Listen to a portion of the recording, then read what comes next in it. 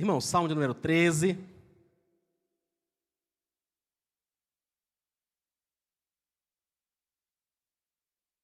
A partir do versículo 1, 113, Salmo número 13.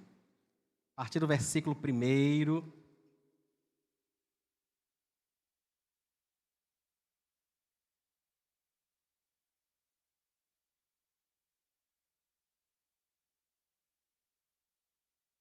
Versículo 1, diz assim: Até quando, Senhor, te esquecerás de mim?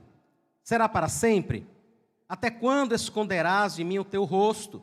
Até quando estarei relutando em minha alma, com tristeza no coração, todo dia? Até quando o meu inimigo se exaltará sobre mim? Olha para mim e responde-me, Senhor meu Deus, ilumina os meus olhos, para que eu não durma o sono da morte, para que o meu inimigo não diga, prevaleci contra ele, e não se alegrem os meus adversários se eu for abalado. Quanto a mim, confio na tua graça, que o meu coração se alegre na tua salvação. Cantarei ao Senhor, porque ele me tem feito muito bem. Amém. Irmãos, a gente comentou algumas semanas atrás, nós passamos 3 domingos lidando com salmos imprecatórios, né? E não sei se os irmãos lembram, acho que no começo, a primeira aula e talvez uma boa parte da segunda ainda, nós falamos sobre os salmos de lamento, nós conversamos um pouco sobre a diferença entre lamentar e reclamar, né? Então eu queria meditar brevemente com os irmãos sobre um salmo onde o salmista lamenta. Ele lamenta diante de Deus, ele ora ao Senhor, ele apresenta aquilo que o angustia, que angustia a sua alma diante de Deus. E pensar no modo como a gente pode, irmãos, lidar com qualquer aflição que seja na vida. Qualquer tipo de aflição. Às vezes, quando a gente usa a palavra aflição, talvez as pessoas pensem apenas em alguma coisa muito séria, né? Em alguma coisa muito problemática. Mas, irmãos, qualquer coisa que nos aflige é uma aflição. Pode ser, é verdade, que talvez algumas pessoas julguem umas às outras e digam assim, não, mas por causa disso, eu não esqueço que há 1 milhão de anos atrás, quando a nossa reunião de oração acontecia naquele cantinho ali, onde estão ali Vinícius e Alice, a gente fazia uma rodinha ali, e era um grupo pequeno, né? E cada um dos irmãos apresentava um motivo de oração. E eu lembro que chegou na vez de Danilo, o filho de Ailton, né? Apresentar o pedido de oração dele, ele bem pequenininho, e ele disse assim, pastor, eu queria pedir oração porque eu estou angustiado, que amanhã eu tenho prova de matemática. Entendem que cada idade, cada tempo, cada momento tem suas angústias e suas aflições, e às vezes aquilo que talvez não seja uma aflição para a gente consiga lidar muito bem, para o outro é. Então acho que uma das primeiras coisas a aprendermos, irmãos, é que não dá para fazer esse tipo de julgamento, não dá para fazer esse tipo de avaliação, sabe? Dizer assim, não, isso é difícil para você, mas porque você é bobo. É difícil para você, não sei por quê, porque não devia ser. Irmãos, as coisas não são difíceis para nós, porque a gente quer não. Nós também queríamos que não fosse.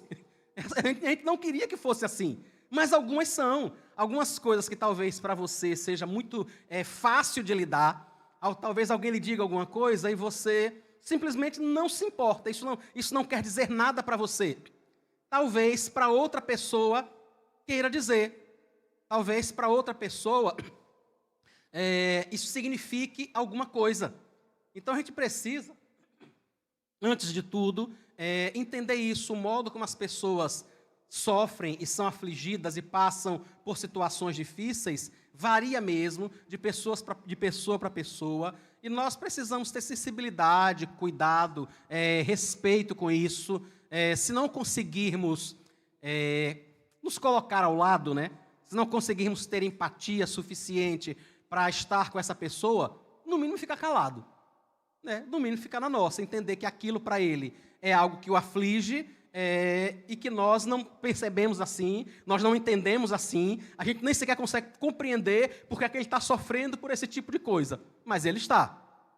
O salmista, então, apresenta suas aflições diante de Deus. Como é que ele lida com essa aflição, né? Primeiro, ele apresenta os seus questionamentos ao Senhor. Veja no versículo 1 e no versículo 2. Até quando, Senhor, te esquecerás de mim? Será para sempre? Até quando vais esconder o teu rosto de mim? A sensação que o salmista tem é de abandono. É óbvio, irmãos, que Deus não o abandonou. É óbvio, Deus não abandonou o salmista e Deus não abandona nem a mim e nem a você. Maior prova do que isso não se pode dar, senão a própria morte de Cristo. Ele veio do céu quando ele não precisava fazer isso, mas ele decidiu vir do céu para estar conosco. Quando voltou para o céu, ele resolveu nos enviar o seu Espírito Santo para nos conduzir a toda a verdade. Sendo elevado ao céu sobre o Monte das Oliveiras, ele ainda disse aos irmãos que estaria com eles por todos os dias da sua vida até a consumação dos séculos. E nós sabemos que quando não estivermos mais aqui na consumação dos séculos, nós estaremos com o Senhor para todo sempre. Então é óbvio que o Senhor nunca nos deixou. Mas quem de nós não tem, às vezes, esse tipo de sentimento? De que talvez Deus tenha, colocado a gente no final da fila. E a gente está esperando, e que não deveria ser assim. Então a gente precisa apresentar o modo como nós estamos nos sentindo, irmãos, a Deus. Talvez, se a gente conversar com um irmão sobre algumas coisas que nos afligem, pode ser que algumas pessoas nos julguem, né? Pode ser que algumas pessoas achem que não vale a pena estar sofrendo por isso, que a gente não deveria estar sofrendo por isso. Talvez alguma pessoa pense assim. Deus não. Deus não pensa assim, irmãos. E o salmista deixa isso muito claro, né? Até quando, Senhor, o Senhor vai se esquecer de mim? Vai ser para sempre? Até quando esconderás o teu rosto de mim? Ele fala sobre aquilo que está acontecendo na sua alma, né? Até quando estarei relutando em minha alma? Até quando eu vou estar relutando na minha alma? Você veja que aquilo não era algo tão superficial, né? Não era uma ferida, não era um machucado, não era algo que afetava apenas o seu corpo, mas ele diz, tem alguma coisa machucando a minha alma, me entristecendo, me abatendo, e ele apresenta isso a Deus. Acrescenta ainda aí, no final do versículo 2, né? Até quando o meu inimigo vai se levantar sobre mim? Ele está com a sua alma batida, está com tristeza no coração a cada dia, e ainda há pessoas que de alguma forma tornam isso pior. Até quando? Algumas vezes, irmãos, isso acontece quando nós temos uma relação difícil com uma pessoa.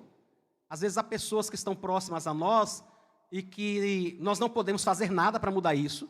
Não podemos fazer nada. Às vezes é alguém que trabalha com a gente, às vezes é o nosso filho, às vezes é o nosso cônjuge, às vezes é uma pessoa muito difícil mesmo, e nós não temos o que fazer, não podemos fazer nada. Sofremos as consequências de conviver com esse tipo de comportamento desta pessoa, seja ela quem for, e algumas vezes não dá para fazer nada. E algumas vezes o sentimento que a gente tem é de que aquela pessoa se coloca como nossa inimiga. Muitas vezes nem é, irmãos. Muitas vezes não é mesmo. Muitas vezes a pessoa não está fazendo aquilo com o propósito de nos afligir. Ela só não pensa nos resultados. Não é que ela está pensando assim, olha, hoje eu vou fazer isso porque eu sei que vai fazer raiva a fulano. Hoje eu vou fazer isso porque eu sei que vai contrariar Beltrano. Não, não é, irmãos. Na maioria das vezes as pessoas só fazem. Elas não avaliam, elas não pensam nas consequências do que estão fazendo. Então elas só fazem. E não se importam se isso vai ferir, machucar, afligir o colega de trabalho, a mãe, o pai, o cônjuge, o marido, a mulher. Só não se importa. Que a sensação que a gente tem às vezes é que não é isso, né? A gente pensa, rapaz, não, mas eu não acredito não. A pessoa sabe o que isso me causa. Nós já conversamos sobre isso, nós já falamos sobre isso. Mas o abençoado continua a ter esse tipo de comportamento. A impressão que a gente tem como salmista é, até quando o meu inimigo vai se exaltar sobre mim? Mas, irmão, sinceramente, a maioria das vezes não é. Por exemplo, pense em você mesmo. Quantas vezes você diz assim, eu vou fazer isso só para fazer raiva a fulano? Eu vou fazer isso só para fazer raiva a cicrano? Isso acontece muito com você? Não, eu sei que não acontece. E também não acontece com os outros. Entendem? Nos outros também não são assim. Eles não acordam pensando, como é que eu tiro a paz de fulano hoje? Eles não acordam pensando assim. Eles só não pensam em nada. Eles só levantam, fazem o que querem, aquilo que dá vontade, aquilo que dá na cabeça, vão na direção que o nariz aponta, e quem quiser que conviva com as consequências. Mas ele não está escolhendo ferir alguém. E o salmista conta o quanto ele pensa sobre isso como se essa pessoa se constituísse no inimigo dele, né? E ele diz, até quando o meu inimigo vai se exaltar sobre mim? A partir daí, ele começa então a pedir a Deus que cuide dele. Ele apresenta as suas petições, os seus desejos, as suas orações ao Senhor. Primeiro ele pede que Deus olhe para ele. Veja que no versículo 1, ele diz a Deus que tem a impressão de que Deus se esqueceu dele, né? Agora no versículo 3 ele diz, olhe para mim e responde-me, Senhor meu Deus, olhe e me responda. Ele repete aquilo que ele já havia dito no primeiro versículo. Senhor, a sensação que eu tenho é que o Senhor não está prestando atenção no que está acontecendo comigo. Talvez o Senhor não tenha notado aquilo pelo que eu tenho passado. Então ele diz, por favor, olhe para mim. Olhe, preste atenção naquilo que eu estou fazendo, naquilo que eu estou passando. Eu sei, irmãos, que talvez algumas pessoas pensem que isso seja malcriação, que isso seja se rebelar contra Deus, mas isso depende muito da atitude do seu coração e do meu coração. Eu e você podemos dizer isso de uma forma realmente a duvidar de Deus, a colocar a bondade dele em xeque ou não. Acho que os irmãos já ouviram 1 milhão de vezes aquela historinha do filho que manda um bom dia para o pai, diz assim, bom dia pai, estou precisando de dinheiro, o senhor podia mandar tanto para mim? E aí o pai mostra a mãe, muito chateado, e diz, está vendo? Só fala comigo assim, só fala comigo para pedir dinheiro. Está vendo? Olha aqui, ó. Pai, manda dinheiro, estou precisando. Aí a mãe pega o celular, olha e diz, não, você leu errado. Não foi isso que ele disse. O que ele disse foi, bom dia, pai, eu estou precisando de dinheiro, mande um pouquinho para mim. Era a mesma coisa, entende? O que eu estou querendo dizer é que o modo como eu e você nos colocamos diante de Deus, irmãos, depende da motivação no nosso coração. Não dá para dizer que o salmista está dizendo, Senhor, olhe para mim, porque o Senhor não está olhando, como se estivesse chamando a atenção de Deus. O que ele está fazendo na realidade? Ele dizendo, Senhor, tenha misericórdia, olhe o que eu tenho passado, né? Ele pede livramento ao Senhor, né? Ilumina os meus olhos para que eu não durma o sono da morte. Ele pede a Deus que o livre da morte, que o livre daquilo que ele está passando. Certamente aquilo que ele estava enfrentando era algo muito difícil, muito doloroso. E o que ele diz é, Senhor, me livra, me guarde. Por favor, me livre disso. Algo que eu e você, irmãos, poderíamos fazer. Eu sei que às vezes não dá para a gente fazer alguma coisa, para se afastar de uma pessoa que está nos ferindo constantemente, nos maltratando. Você trabalha numa empresa, é dali que você tira o seu sustento, mas a pessoa que é seu chefe, que é sua chefe, a pessoa que é responsável por você, é uma pessoa muito difícil, uma pessoa complicada de lidar. Não tem muito o que fazer, mas a gente pode orar. Pode orar. Senhor, o senhor podia, por favor, transferir essa pessoa lá para o Rio Grande do Sul? Cidades boas, para Curitiba. Podia até ser para Luxemburgo, para Suíça, para algum lugar bom, sabe? Contanto que ele fique bem e não fique aqui me cutucando. A gente poderia mesmo orar e pedir ao Senhor que faça aquilo que não está, irmãos, no nosso alcance fazer. Ele ainda pede que Deus retribua a maldade daquele que está fazendo isso com ele, né? Aí no versículo 4, para que o meu inimigo não diga, prevaleci contra ele, e não se alegrem os meus adversários se eu for abalado. Ele confia na justiça de Deus e pede ao Senhor que faça isso. Como nós já conversamos, irmãos, Deus vai fazer justiça. Ele é justo. Não tem jeito, ele vai fazer justiça. Ele sempre vai julgar a causa entre duas pessoas, quaisquer que sejam, porque a base do trono dele é a justiça. Ele não vai fazer, irmãos, apenas porque a gente está pedindo. Não é que ele tinha pensado assim, não, eu não vou olhar para isso que está acontecendo, eu não vou fazer nada. Aí a gente ora e ele diz, é mesmo, eu vou fazer alguma coisa. Não é, irmãos, não é assim. Ele vai fazer justiça e executar juízo em toda e qualquer situação, da forma mais igualitária, da forma mais equilibrada, da forma mais justa que possa ser feita, porque ele só consegue fazer assim, quando o salmista ora, ele está declarando a sua confiança na justiça de Deus. Está dizendo, Senhor, por favor, faça justiça, faça alguma coisa para que eles não se alegrem. Ele está pedindo a Deus aquilo que ele sabia que Deus já iria fazer. Como terminam muitos salmos de lamentação, então ele termina confiando em Deus, declarando a sua confiança em Deus, declarando o que ele pretende fazer a partir disso, né? Diz ele no versículo 5, quanto a mim, confio na tua graça, que o meu coração se alegre na tua salvação. Ele apresenta a Deus a sua tristeza, ele pede a Deus que lhe dê vitória, ele pede a Deus que faça justiça contra aquele que o persegue, mas é interessante que ele diz assim, olha, eu mesmo, Senhor, não vou fazer isso. Eu não vou fazer justiça. Eu não vou bater nele, eu não vou retribuir, eu não vou me vingar, eu não vou fazer isso. Eu posso pedir ao Senhor que faça justiça, porque é Deus e é extremamente justo. Eu não. Ele diz que o que ele vai fazer é confiar na graça do Senhor. Apenas isso. Confiar na graça de Deus e se alegrar na salvação que o Senhor pode providenciar. Além disso, ele diz no versículo 6, uma outra atitude que ele vai tomar, né? Ele diz, eu vou cantar ao Senhor, cantarei ao Senhor, porque Ele me tem feito muito bem.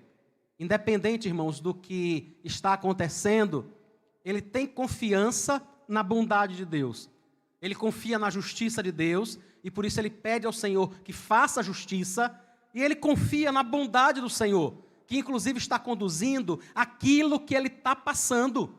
E ele diz, olha, eu vou cantar ao Senhor, eu vou cantar, eu sei que o Senhor tem me feito muito bem. Quando eu e você, irmãos, começamos a cantar e a louvar a Deus, e tiramos um pouco o foco daquilo que nos incomoda, a gente já começa a sentir de uma forma diferente. Eu sei que você sabe disso. Quanto mais você reclama de algo, mais aquilo fica preso na sua cabeça, mais chateado você fica. Não é por isso que a gente tenta desviar o foco daquilo, desviar o foco de alguma coisa, para que isso não cresça mais e mais e mais no nosso coração. A gente conversando um com o outro, às vezes, quando a gente fez alguma coisa que o outro não gostou, né? A gente diz assim, ô rapaz, me perdoa, esqueça isso. Por que ele está dizendo assim, esqueça? Para que isso não seja um peso no coração dele. Quanto mais eu e você lembramos das coisas ruins que alguém faz com a gente, do comportamento que a gente entende que é inadequado, que é ruim, que é mau, que a pessoa faz com a gente, quanto mais isso acontece, quanto mais a gente pensa sobre isso, mais chateado a gente fica. Aquilo não sai do nosso coração. O que a gente poderia fazer então, irmãos? Ao invés de estar pensando apenas naquilo que a pessoa nos fez de mal. Eu sei que isso não é um interruptor, né? Um botãozinho tic-tac que você liga e desliga quando dá vontade. Não, eu tenho pensado muito, peraí, vou desligar, não penso mais. Eu sei que não é assim. Mas eu e você podemos fazer algumas coisas que vão nos ajudar a substituir esse tipo de pensamento. Na hora que estiver chateado, ore por essa pessoa. Cada vez que você lembrar, ore por ela. Diga, Senhor, abençoe aquele abençoado que tem feito isso. O Senhor sabe o que ele tem feito? Deus tenha misericórdia. Que o Senhor mesmo cuide dele. Que o Senhor mesmo execute justiça na vida dele. Senhor, cuide do meu coração. Irmão, seria muito bom que nós usássemos trocássemos, né, esses momentos de preocupação por oportunidades de oração. A gente não consegue, às vezes, não nos preocuparmos, mas nós conseguimos, na hora que formos lembrados pela preocupação de algo, transformar isso em uma oração. Em vez de a gente ficar dando corda à chateação, alimentando a chateação, a gente pode só orar. A gente não vai conseguir não pensar. Isso a gente não vai, né? É a mesma coisa que eu disser para vocês, irmãos, não pensem no elefante amarelo voando. Como é? Quando você fala, você já pensa no elefante amarelo voando. Você não consegue não pensar. Mas você consegue substituir isso por uma oração a Deus. Fazer o que o salmista fez. Ele ora a Deus, ele apresenta isso ao Senhor.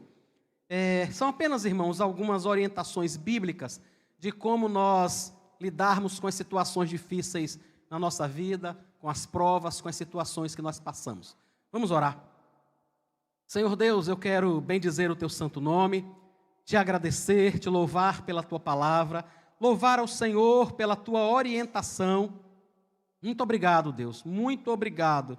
Muito obrigado porque a tua palavra sempre nos dá direção, sempre aponta para onde devemos ir, o modo como devemos viver. Deus, muito obrigado, isso é sinal da tua misericórdia, da tua bondade, da tua graça sobre nós, o Senhor que constantemente nos orienta. Muito obrigado, Deus, louvado seja o Senhor, que o Senhor continue a quebrantar o nosso coração, que o Senhor continue a apontar, Senhor, a direção para onde nós devemos ir e nos dar graça para seguirmos nessa direção. Nós te oramos agradecidos no nome de Jesus. Amém.